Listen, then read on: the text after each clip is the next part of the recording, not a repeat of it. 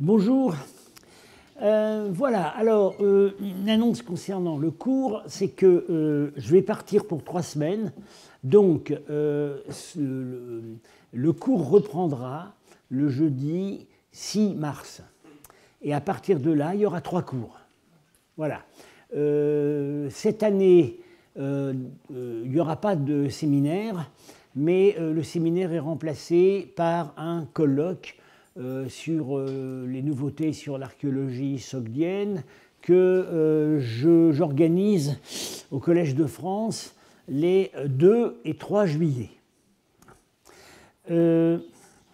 Alors, on avait donc... Est-ce que oui, ça va, c'est bon. On avait examiné le cycle de Rostam, avec les différents épisodes héroïques qu'on avait essayé de dénombrer.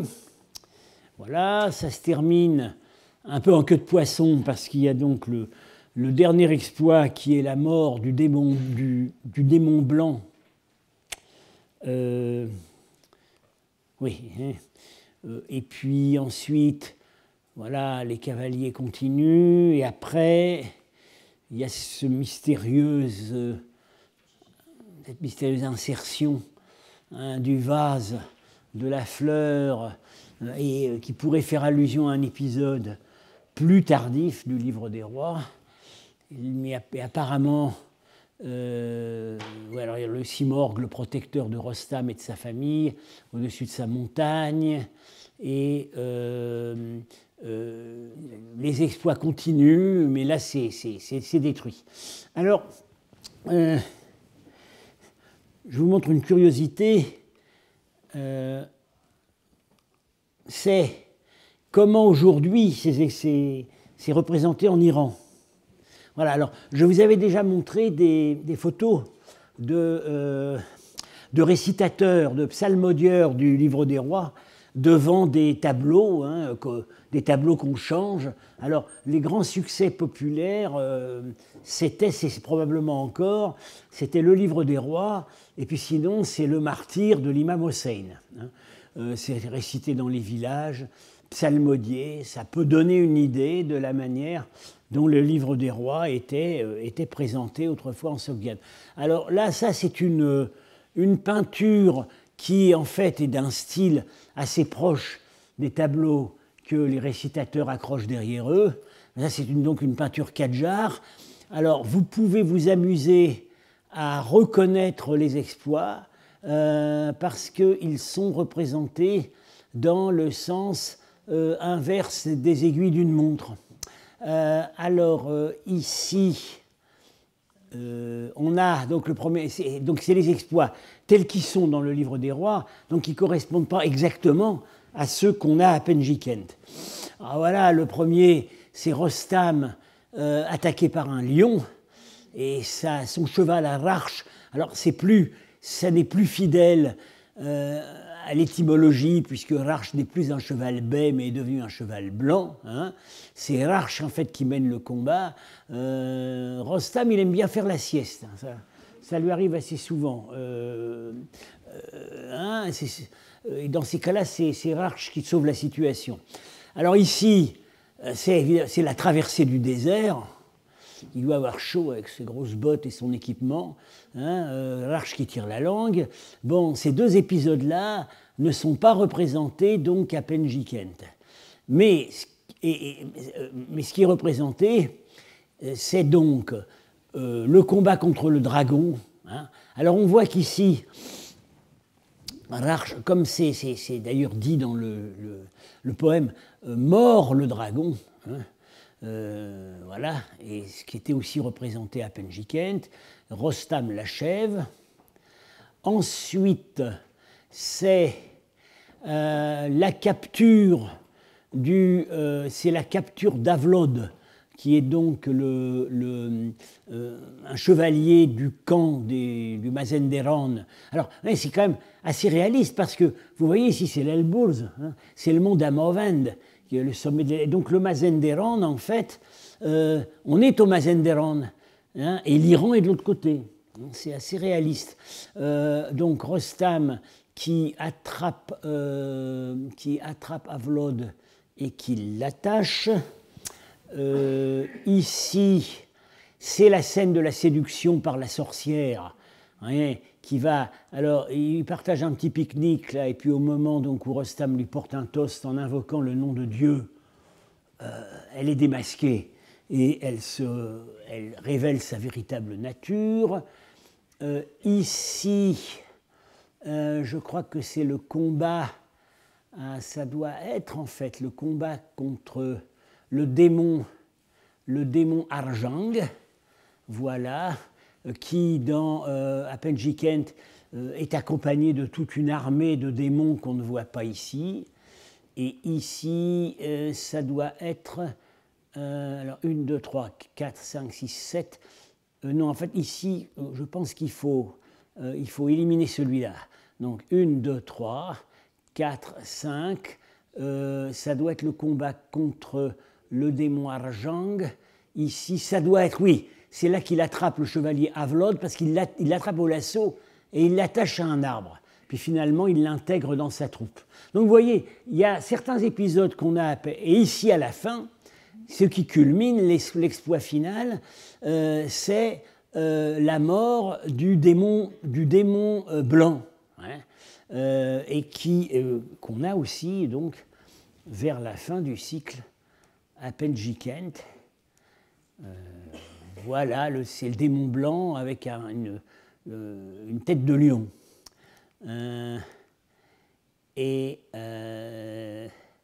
Donc, on a certains des exploits qui sont à Apenjikent, celui-là, le dragon, celui-là, la sorcière, celui-là, Avlod, Arjang, Avlod et la mort du démon blanc, mais pas tous.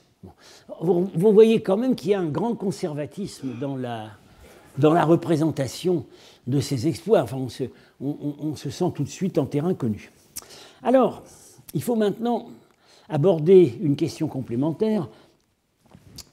Jusqu'à très récemment, on a considéré que le cycle des exploits de Rostam, donc au registre inférieur de la grande salle où c'était représenté, et donc qui est remonté aujourd'hui au musée de l'Ermitage.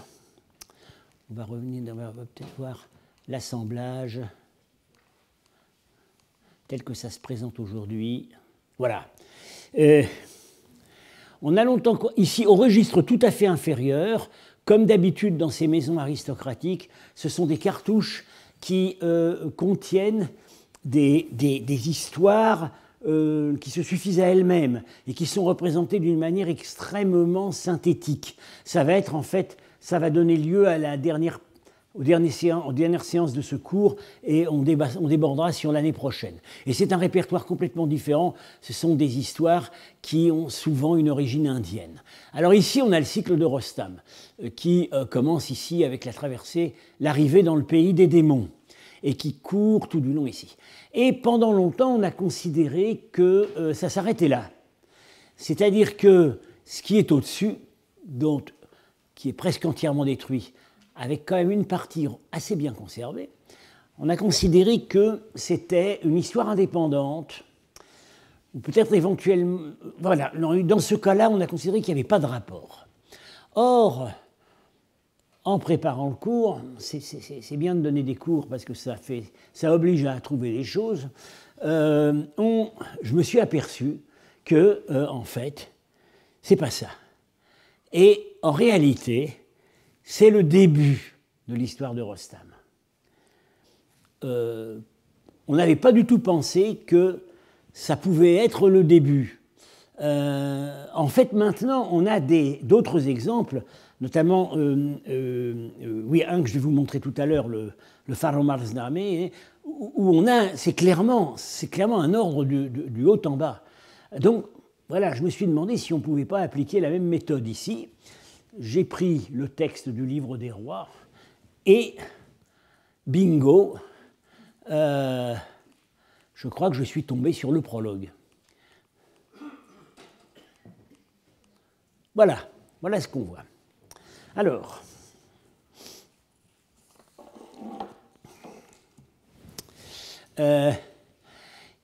qu'est-ce qui est dit dans le livre des rois? Qu'est-ce qui se passe avant que Rostam ne soit envoyé rétablir la situation au Mazendéran à combattre les démons? Eh bien, il se passe ceci. Le roi Keikawus, qui est quelqu'un de très influençable, alors qu'il se repose dans un jardin, se laisse persuader par un ménestrel qui est du Mazendéran et qui fait l'éloge de son pays, d'aller conquérir le Mazendéran.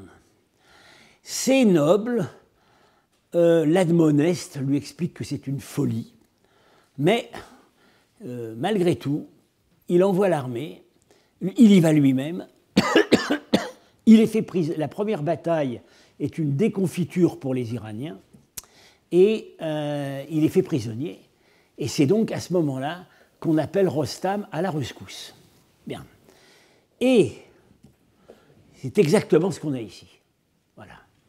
On a, alors ce qui m'a tout de suite frappé, le ménestrel, il est là, évidemment, un harpiste, alors de petite taille, pour indiquer, ça peut indiquer soit qu'il est jeune, soit qu'il a un statut social inférieur par rapport aux nobles. C'est une fille, clairement, avec des longues tresses. Bon, c'est pas gênant parce que dans le texte de persan du poème, le nom pour le ménestrel, c'est Ramishnagar. Et comme en persan, comme vous savez, c'est pas genré. Hein. Bon, c'est toute l'ambiguïté de la poésie amoureuse persane, c'est que dans la plupart des cas, ça peut s'adresser aussi bien à un jeune garçon qu'à une jeune fille. Et bien entendu, les poètes jouent de cette ambiguïté. Alors ici, donc, ménestrel, je pense, ce qui a pu peut-être l'attirer vers le genre féminin, c'est que, quand on voit dans le poème, ce qu'il raconte sur son pays, c'est c'est un pays de cocagne, la chasse c'est extraordinaire, et les jeunes filles, alors c'est plein de jeunes filles qui ne demandent qu'à donner du plaisir aux nobles. Donc ça a pu tirer la représentation du ménestrel vers le genre féminin. Alors, ici à droite, Marchak l'avait déjà compris en fait, c'est le roi. Parce que son costume de soie est plus élaboré que celui des autres, avec ce genre de rondelles, là, de motifs. C'est vraiment le costume le plus luxueux. Il est dans un jardin. Voilà, on a une fleur derrière. Souvent, ça fonctionne comme ça, la peinture sogdienne. Il y a des signes, c'est des rébus. C'est à nous de comprendre. Il est dans un jardin. Et au-dessus de... on va voir après le groupe de gauche. Au-dessus, ici, se trouve un dragon. Voilà. Juste à la verticale du ménestrel. Alors, vous savez, enfin, on l'a déjà vu, il y a des petites bêtes qui volent devant les visages des héros. D'ailleurs, c'est pas toujours la même bête. Et on pensait avant que c'était le simorgh, l'animal de Rostam. Maintenant, on pense que c'est le farn, c'est-à-dire le charisme, la protection divine, etc., dont chaque noble a en partage. Mais dans ces cas-là, d'abord, c'est jamais représenté comme un dragon. Parfois, il y a une queue de poisson, mais c'est jamais entièrement un dragon. Et ensuite, quand c'est le farn, il apporte un symbole de grâce. Ça peut être un anneau, ou un anneau enrubanné, ou simplement un ruban. Ici, rien de tout ça. La solution, à mon avis, elle est évidente. C'est un dragon qui veut dire attention, danger. Parce que le ménestrel qui a réussi à embobiner le roi Kawus est en fait un démon déguisé. Et donc c'est une façon d'indiquer sa nature démoniaque. Bien, alors maintenant, avec qui est-ce que le roi discute. On voit 3 nobles ici, et bon, c'est pas très net sur ce dessin, enfin, c'est pas, ici le détail là, ils ont l'index levé. Ça veut dire qu'ils argumentent. Ils sont en train de lui expliquer qu'il fait une bêtise. Alors, souvent on a le symbole iranien de l'index recourbé qui signifie la soumission, le respect. Mais ça, c'est pas ce geste-là. C'est tu vas voir ce qui va t'arriver. Bien. Et alors, il se trouve, quand on prend le texte, c'est incroyable la façon dont les correspondances sont littérales. Quand on prend le texte, celui qui a le plus d'autorité dans le groupe des nobles, c'est Zal, qui est en fait qui est aussi un prince du Séistan, c'est le père de Rostam. C'est le père de Rostam. Et alors, les photos, c'est les photos que j'ai pu repiquer, hein. Mais vous voyez, il est de profil, contrairement aux autres, et il a le même profil que Rostam, que j'avais déjà expliqué, c'est-à-dire ce que j'appelle le profil ephtalite, copié sur des anciennes monnaies ephthalites, avec les sourcils très, très arqués, le nez busqué et un gros menton en galoche. Bon, là, eh bien, il faudrait redessiner par-dessus, mais regardez le profil de Rostam. Voilà, c'est le même. Et c'est normal, c'est son père. Bien.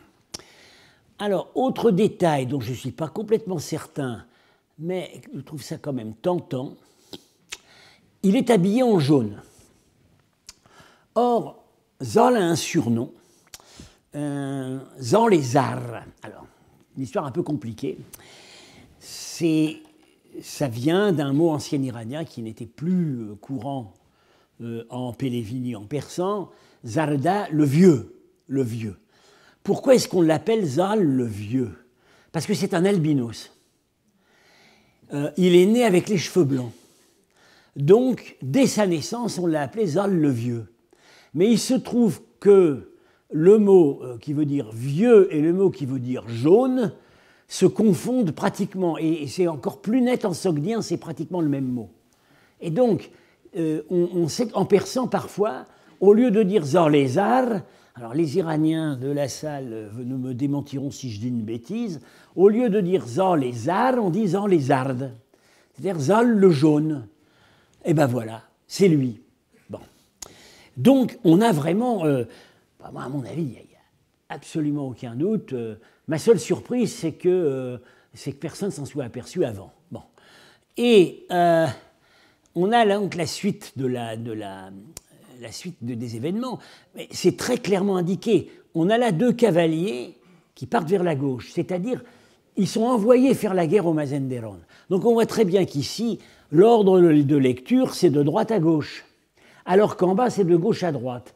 Ça, c'est pas du tout embêtant, parce que ça arrive souvent sur ces peintures, ces cycles épiques sogdiens. Ça peut se lire de droite à gauche, ça peut se lire de gauche à droite. Ici, on a un ordre qu'on appelle boustrophédon, c'est-à-dire le sens change quand on change de registre. Ici, c'est droite-gauche, après, c'est gauche-droite. Bien. Ils partent à la guerre. Et c'est une déroute. On voit très bien que le camp qui perd, c'est celui de droite. Là, il y en a un qui est désarçonné et un qui est mort. C'est les Iraniens, parce que c'est le camp qui vient de là. Bien, voilà. Alors, Marchak, c'était persuadé donc d'abord que ça n'avait pas de rapport avec ce qui était dessous, et qu'ensuite ça se lisait de droite à gauche. Alors pour lui, c'était une bataille, et le ménestrel entonnait un chant de victoire. Mais c'est pas possible. On voit très bien que l'ordre est inverse. Donc, à mon avis, cette affaire est bouclée, c'est définitivement le prologue de l'histoire de Rostam. Bien.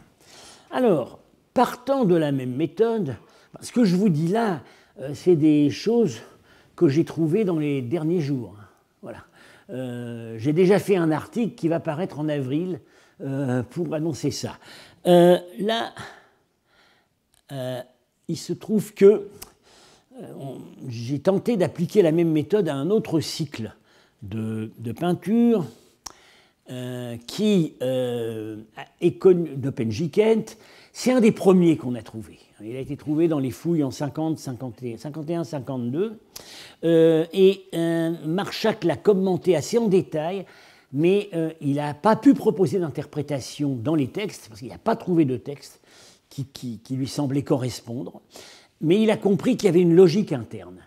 C'est que c'est une bataille entre des seigneurs qu'il appelle les seigneurs des anneaux et les autres qu'il appelle les seigneurs des dragons. Pourquoi? Et là, il a certainement raison. Voilà le roi des seigneurs des dragons. Vous voyez, il a son épée et sa dague ont des poignets en forme de dragon. Alors que les autres, on ne voit pas très bien partout, mais leurs poignets, ce sont des anneaux. Et non seulement les rois ont des épées comme ça, mais leurs hommes aussi. Donc on voit très bien que ça les identifie. Alors il se trouve, si vous voulez avoir une bonne idée de ce à quoi ressemble cette épée, voilà une copie moderne. Voilà. Alors il se trouve que c'est la copie qui a été faite pour ma réception à l'Académie.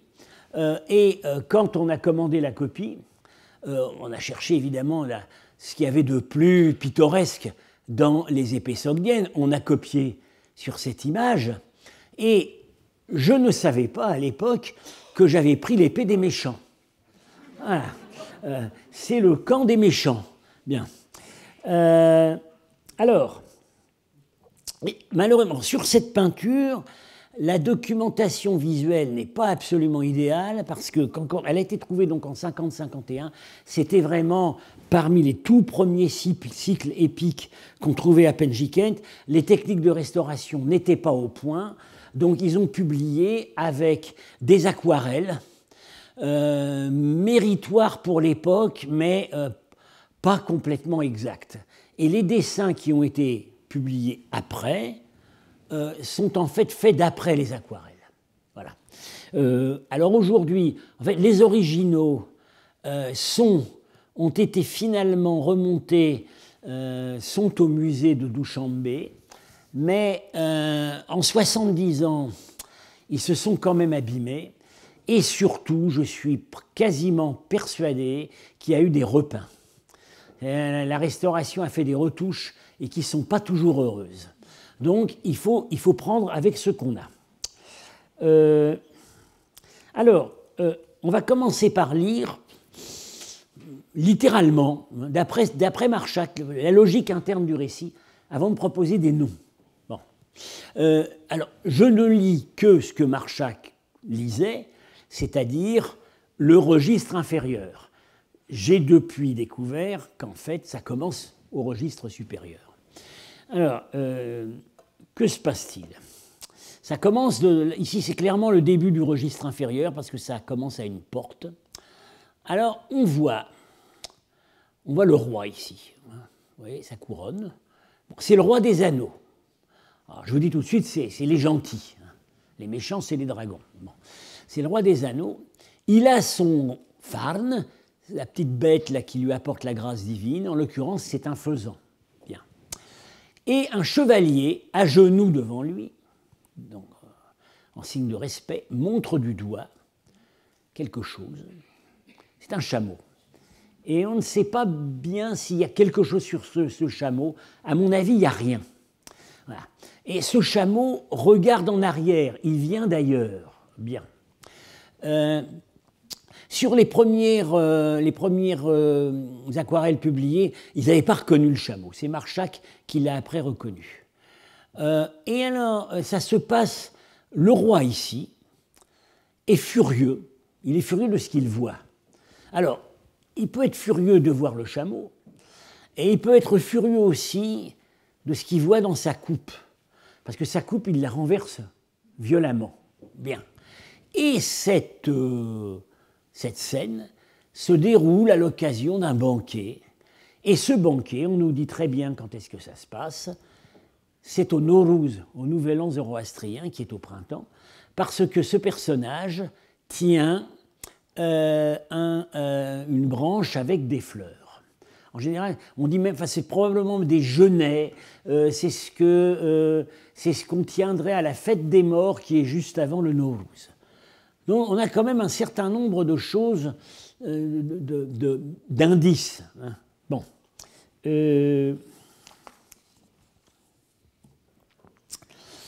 Et ici, on a un changement de décor, un autre roi, mais qui est le roi des dragons, qui il a lui-même son farn. Alors ça n'avait pas été compris, là on sait maintenant que c'est un chameau. Et il est apparemment, il n'est pas dans un palais, il semble plutôt qu'il est dans un camp, parce qu'il est sur un siège pliant, vous voyez. Bon. Alors, il se trouve que Marshak a quand même décrit ce qu'il y avait au-dessus. Et il pensait en fait que c'était... voilà, que ça n'avait pas de rapport, ou que c'était la suite. On ne voit pas grand-chose au-dessus, mais on voit quand même qu'il y a l'air d'avoir une réception royale, il y a des soldats, des guerriers qui sont morts, et vous voyez ici, il y a des mains qui pendent.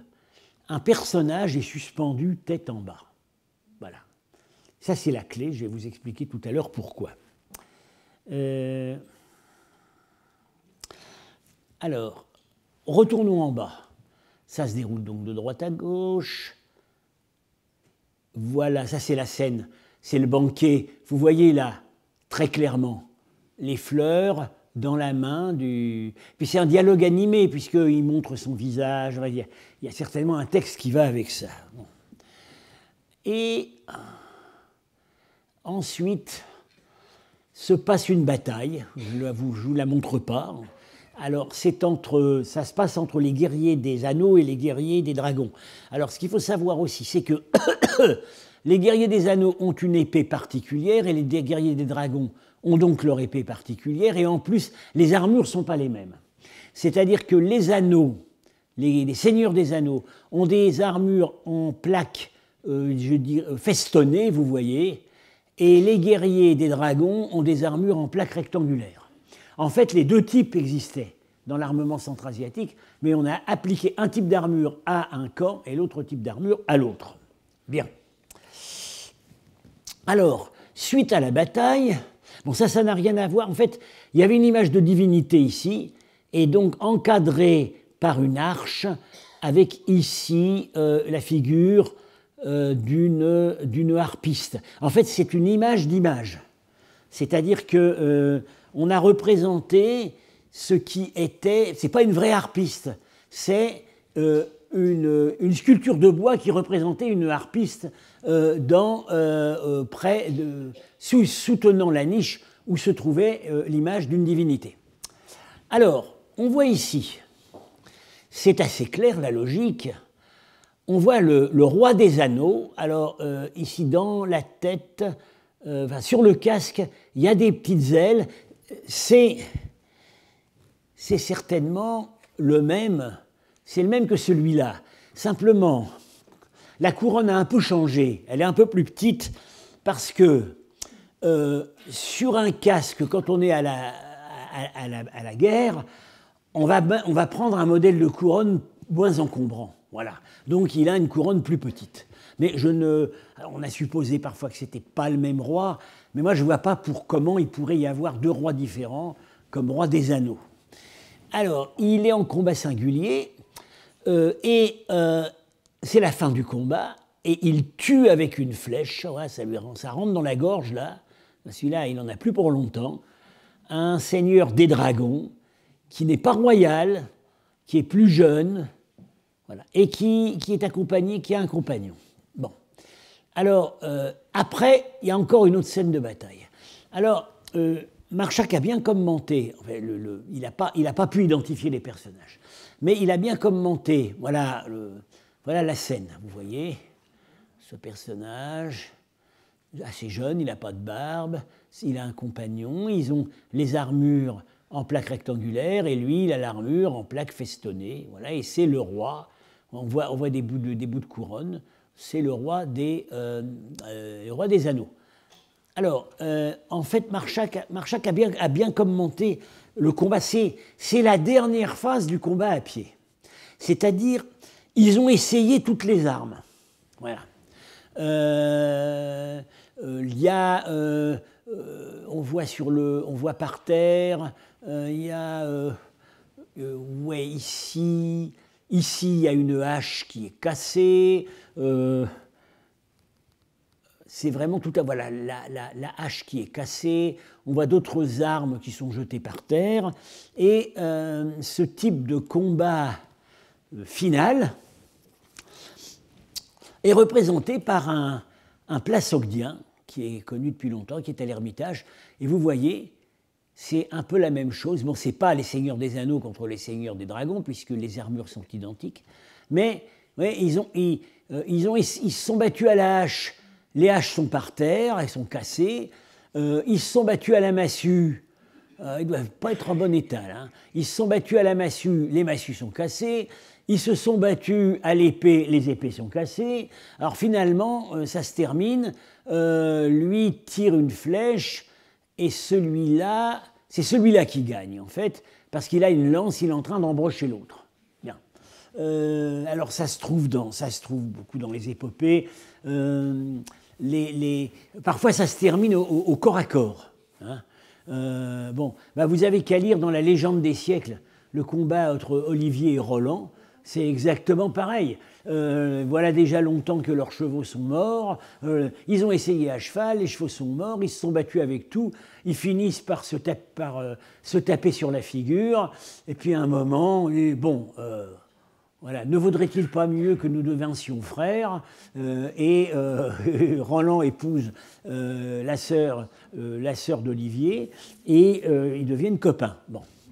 Là, ça se termine mal. Hein. Celui-là, il est mort. Voilà. Ensuite, il y a la prise d'une ville.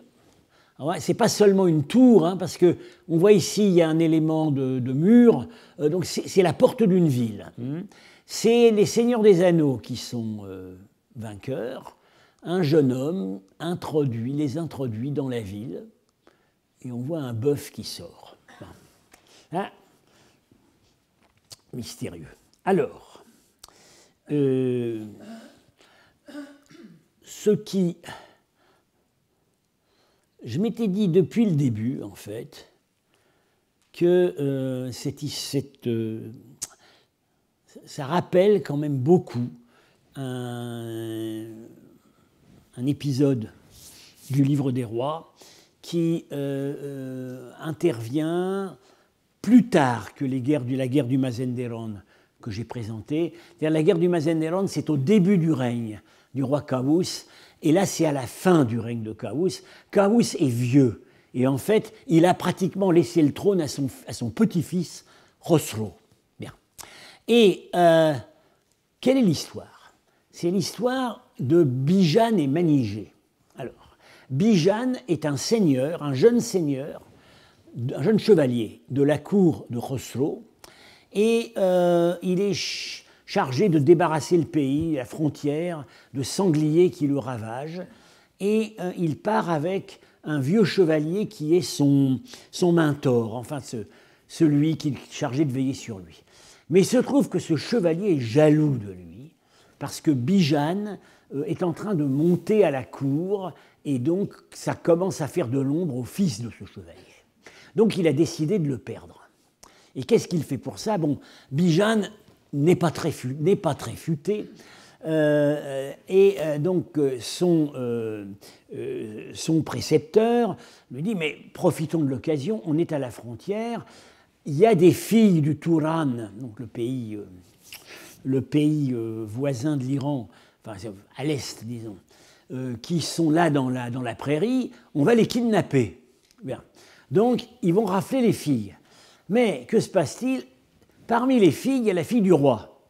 La fille du roi Afrasiab, qui est, je vous dis tout de suite, donc à mon avis, Khosrow, c'est lui, c'est le roi des Iraniens. Et là, Afrasiab, c'est le roi des Touraniens. Il y a toujours cette opposition dans l'épopée iranienne, l'Iran, et puis au-delà de la Moudaria, disons, voilà, les pays de l'Est, c'est le Touran. Alors après, au Moyen-Âge, déjà à l'époque de Firdoussi, on a fait une étymologie fausse. On a trouvé dans le mot Touran le nom des Turcs, qui était à ce moment-là l'ennemi héréditaire à l'Est. Au départ, ça ne veut pas dire ça. Bien. Alors, il va rafler, donc il tombe sur la fille d'Afrasiab, qui tombe amoureuse de lui. Et comme elle n'est pas plus maligne que lui, elle l'invite à passer la nuit dans le palais de son père. Donc elle le met dans la gueule du loup. Là, le pauvre Bijan est démasqué et il est condamné. Finalement, on décide de ne pas le tuer. On le jette dans un puits après l'avoir enchaîné. Mais avant de le jeter au moment où on le jette dans le puits, on le jette tête la première. Alors, je vous cite la traduction de Pierre Lecoq, c'est Afrasiab qui donne les ordres, donc. Jette-le dans un cachot dont on ne sort pas. Des chaînes au bras, un carcan au front, un câble de Byzance qui supporterait un pont, le tout fixé avec des rivets très lourds. Enroule son corps en faisant plusieurs tours, jette-le cul par-dessus tête dans le cachot. Et quand j'ai vu ça, j'ai compris, c'est le début de l'histoire. C'est Bijan qui est en train d'être jeté tête la première en prison. Voilà. Et alors, il y a des détails qui devaient probablement être dans la scène qui suivait, c'est que la pauvre Manigée, donc la traîtresse, est traînée par les cheveux, battue, et elle est condamnée à mendier près du puits où le pauvre Bijan végète pour lui assurer son pain quotidien. Ça dure 7 ans. Hein. Ça dure 7 ans. Il faut vraiment qu'elle l'aime. Bon. Et finalement, au bout de 7 ans, Rostam vient délivrer Bijan. Bien. Alors, suite de l'histoire. Suite de l'histoire. Alors, dans le livre des rois, le cheval de Bijan revient tout seul, sans cavalier. Le père de Bijan, qui s'appelle Gave, qui est un des grands nobles de la cour de Khosrow, comprend que son fils a disparu chez l'ennemi. Et il va donc rapporter la situation à Khosrow. Khosrow, quelque temps après, comme tous les ans, regarde, au moment du Nowruz, du Nouvel An, regarde dans sa coupe magique. Et sa coupe magique lui montre ce qui se passe dans le monde. Et que voit-il dans sa coupe magique? Il voit Bijan en train de végéter dans le fond de son puits. Et alors, voilà, il y a 2 détails qui ne sont pas dans le livre des rois, mais ils sont pas fondamentaux dans la structure du récit. Il y a ici l'animal qui, en fait, dont l'arrivée annonce le triste sort de Bijan, n'est pas un cheval, c'est un chameau. Mais c'est assez logique, parce que ça s'est passé au Touran, en Asie centrale. Donc c'est assez normal que, on peut supposer que dans la version qui circulait localement, Bijan, en fait, avait monté un chameau. Bien. Et par ailleurs, il n'est pas dit que Khosrow, furieux, a jeté sa coupe.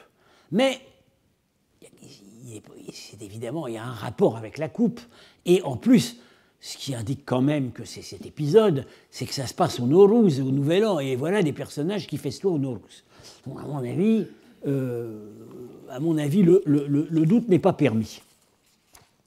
Alors donc voilà donc Khosrow, voilà Afrasiab, roi des dragons, donc l'ennemi. Alors, comme si ça ne suffisait pas, quand Afrasiab est tué, longtemps après, dans la suite de la guerre qu'a déclenchée contre lui Khosrow, Khosrow proclame au monde, il proclame, la terre est enfin débarrassée du dragon. Bien. Voilà. Alors, suite de l'histoire.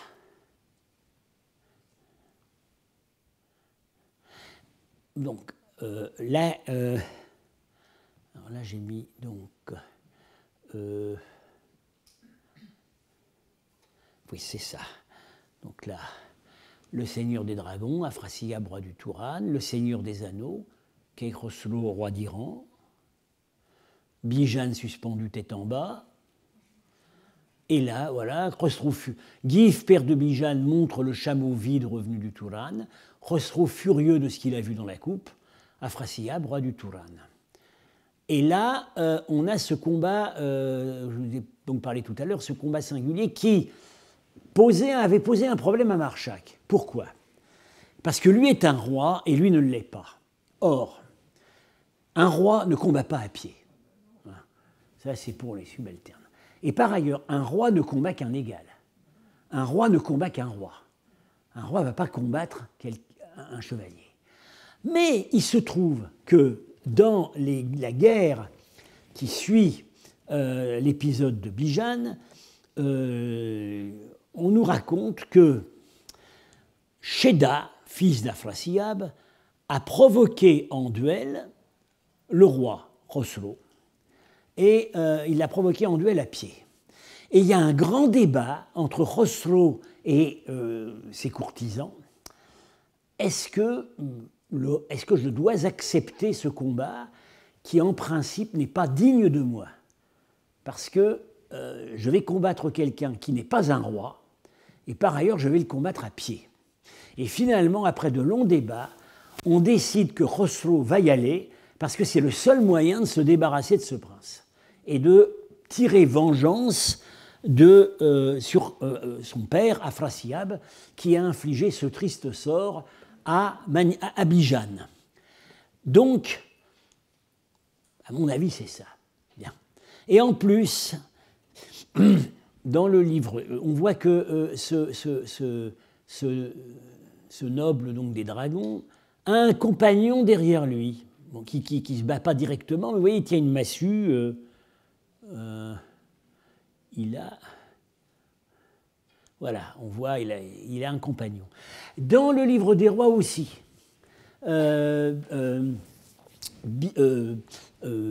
Sheda, le prince touranien, a un compagnon de combat qu'on appelle son interprète et qui après supplie Khosrow de lui laisser la vie sauve. Donc on a quand même vraiment des coïncidences importantes. Alors maintenant, ça devient un peu plus compliqué. Il y a la prise de cette ville. Bien. Par les seigneurs des anneaux. Donc les seigneurs des anneaux qui sont les Iraniens, les seigneurs des dragons qui sont les Touraniens. Prise de cette ville, en principe, la capitale, la forteresse principale d'Afrasiab, c'est Gang, qui s'appelle parfois Gangé dans les sources plus anciennes. Ça se trouve quelque part à l'est, sur une montagne. Alors plus tard, on l'a identifié à Samarcande. Parce que le nom chinois, le nom chinois du royaume de Samarcande, c'était Kang. Et donc on a identifié Gang à Samarcande, et dans les légendes locales de Samarcande, ça a attiré un certain nombre de motifs qui étaient liés à Gang. On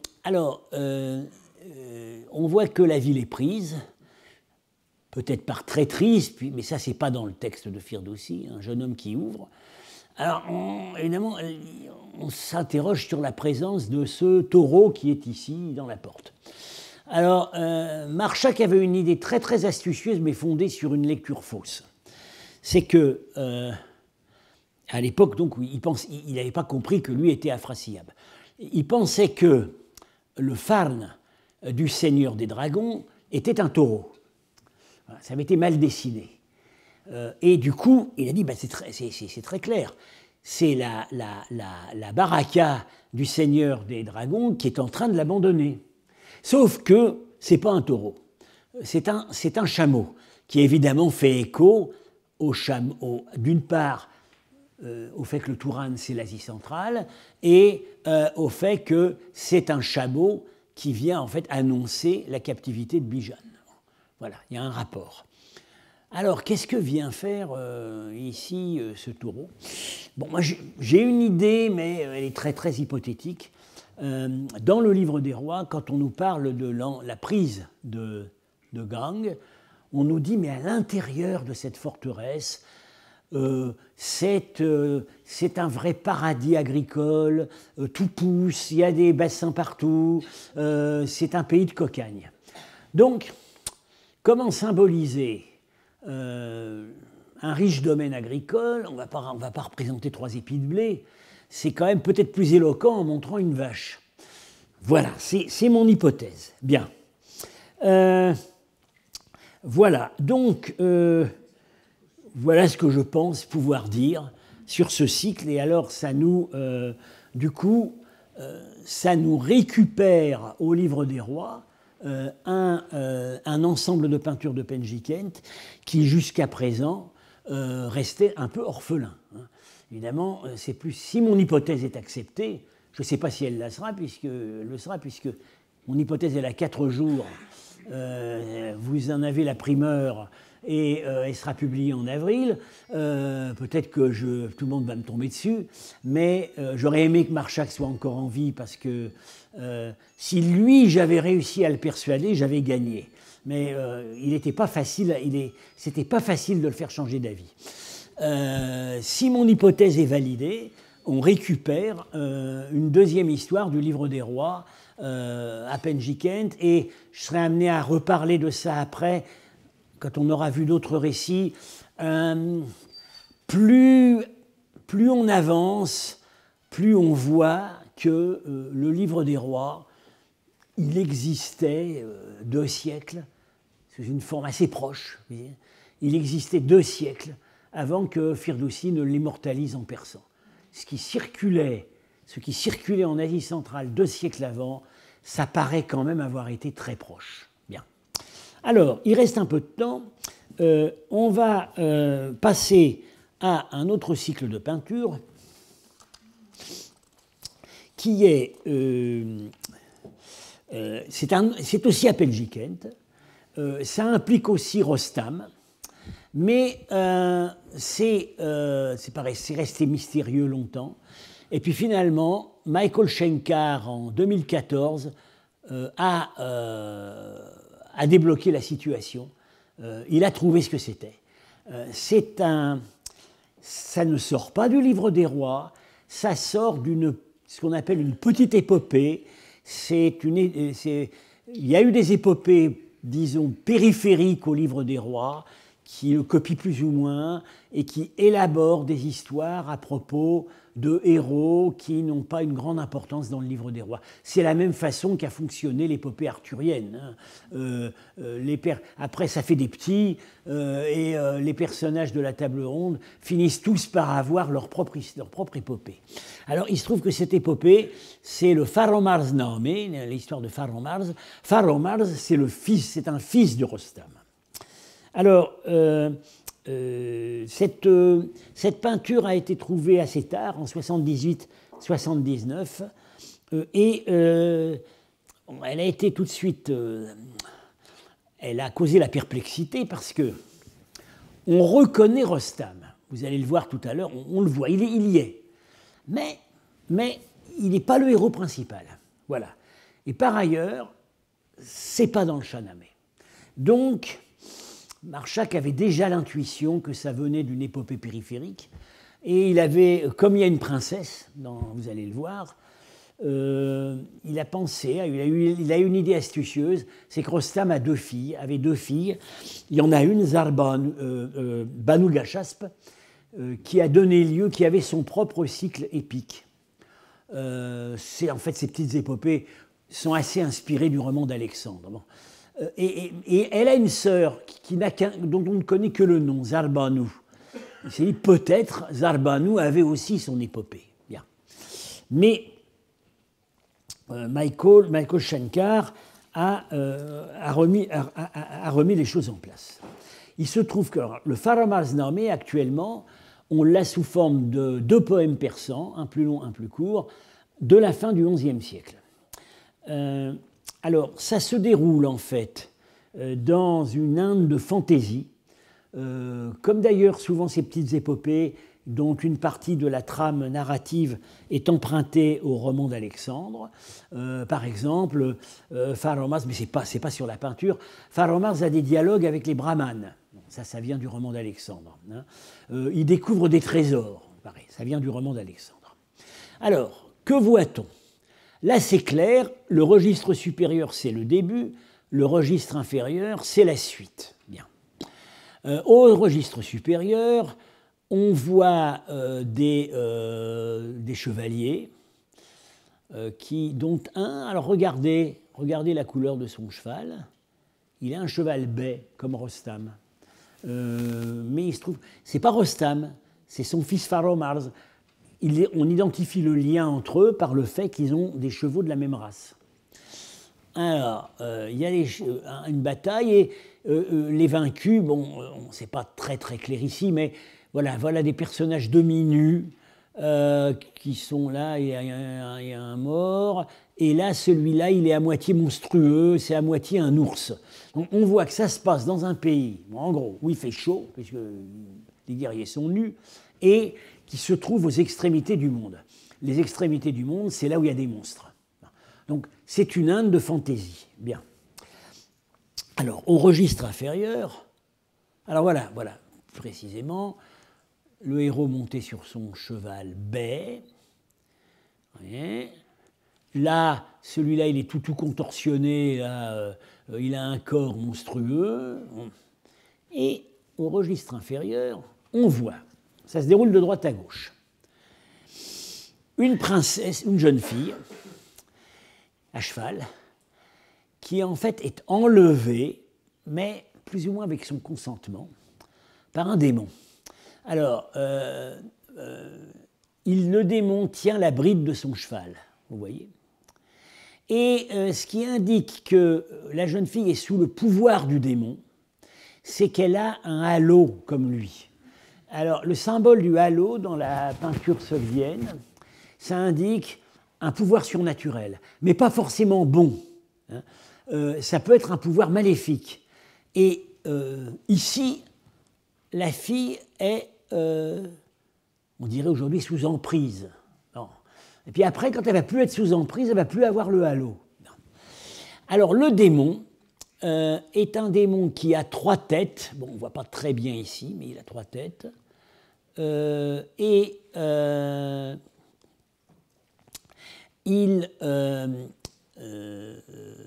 Il tient un trident et il est dans un char attelé par des sangliers. Bon, une monture pas habituelle.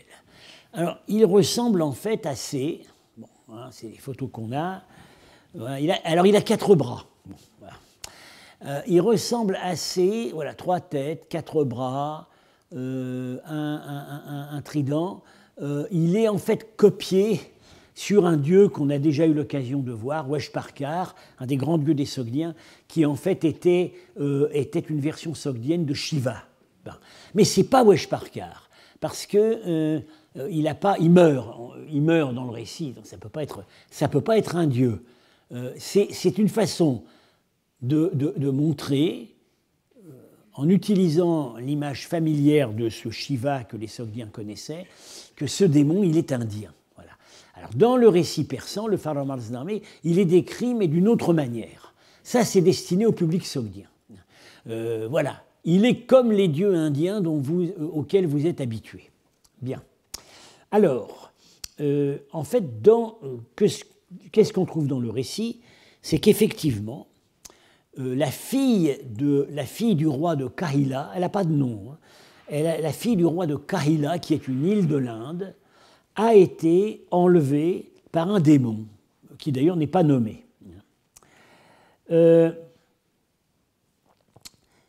Épisode suivant.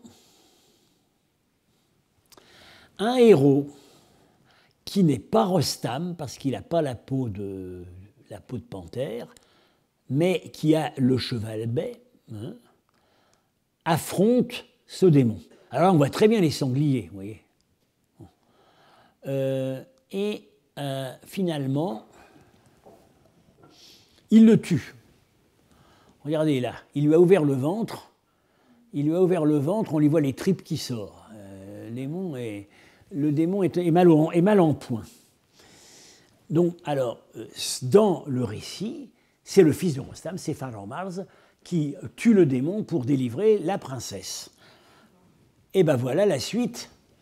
Voilà Faromars à genoux, la princesse derrière lui, et ils font leur rapport, ils racontent leur histoire à Rostam, le papa, qui arrive. Alors lui, on sait que c'est Rostam parce qu'il a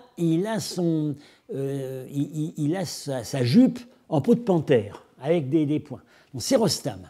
Et ça se passe sans doute, là il y a une montagne, donc peut-être ça se passe à la frontière entre l'Inde et l'Iran. Voilà, comme Rostam est roi du Sistan, région à la frontalière entre l'Inde et l'Iran, ça collerait assez bien.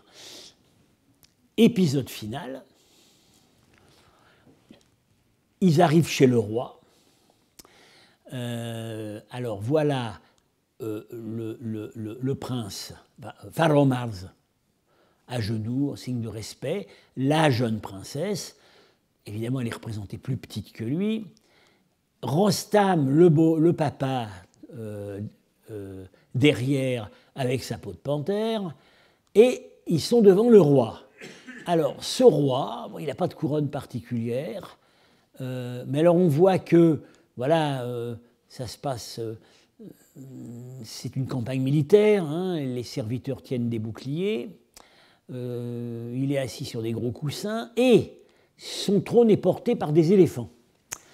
C'est-à-dire que ce roi, en fait, on voit dans le